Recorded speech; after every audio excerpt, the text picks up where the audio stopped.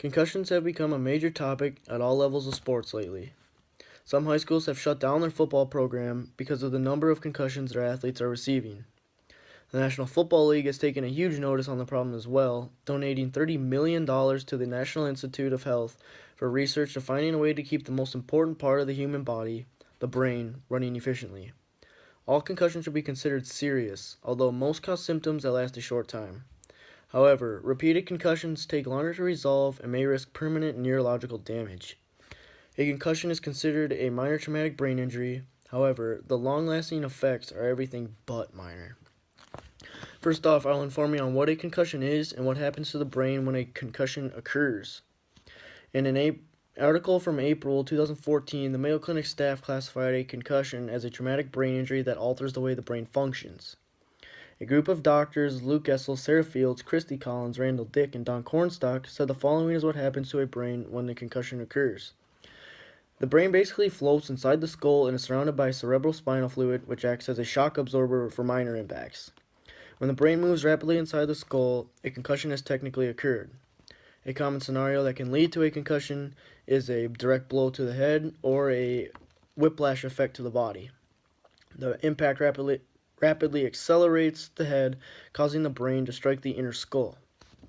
In high school, college, and professional levels of sports, every sport can result in a concussion, but some, like football, have a much greater chance of a concussion occurring. According to Lindsey Strauss, football is the number one sport at 53.1% of all sports. When you think of that number, that is 53% means it is more than every other high school sport combined, with the next four sports being boys lacrosse at 9.2%, girls soccer at 7.4%, cheerleading at 4.9%, and wrestling at 4.6%. I mentioned in my introduction about how the NFL has taken a major notice on the problem of concussions, with the $30 million they have donated on a research to finding the improve safety for the players. Steve Kroft was giving NFL Commissioner Roger Goodell an interview, and Mr. Goodell says that concussions are down 35% from 2012. He believes that the sport is safer than it has ever been, but there is nothing you can do to completely stop injuries in the game because football is a contact sport. According to the CNN library, in 2012, 261 concussions were diagnosed.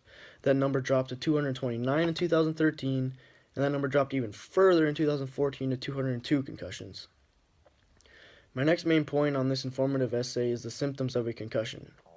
The initial symptoms, according to Rose Kevy and Ella Carey, consist of a brief loss of consciousness, memory problems, headaches, dizziness, confusion, blurred vision, nausea, balance problems, sensitivity to light and noise, and slowed reactions.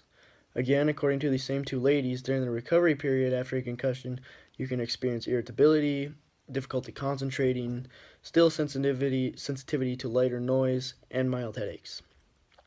These symptoms can last days, weeks, or even months. Being a recipient of 3 concussions myself, I can justify these symptoms and after effects. I have had 1 concussion every year in my high school career, and because of that, my doctor has advised me to stay away from the football field for my senior year. Letting a concussion heal is completely essential because you will heal faster and be able to participate in activities sooner.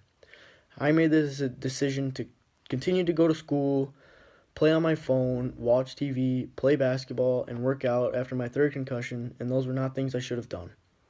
As a result, I suffered with headaches, dizziness, feeling drowsy, and being in depression for 2 months. These headaches were from the second I woke up until the moment I went to bed. I would advise anyone who thinks they even have the slightest chance have a concussion to let it heal and not risk anything worse happening. The long-term effects of multiple concussions are horrifying. The same 5 doctors I mentioned earlier, Gessel, Fields, Collins, Dick, and Cornstalk, said multiple traumatic incidents can lead to mild cognitive impairments, chronic traumatic incapacity, post-concussion syndrome, and other adverse outcomes. Mild cognitive impairments cause cognitive changes that are serious enough to be noticed by the individuals experiencing them or to other people.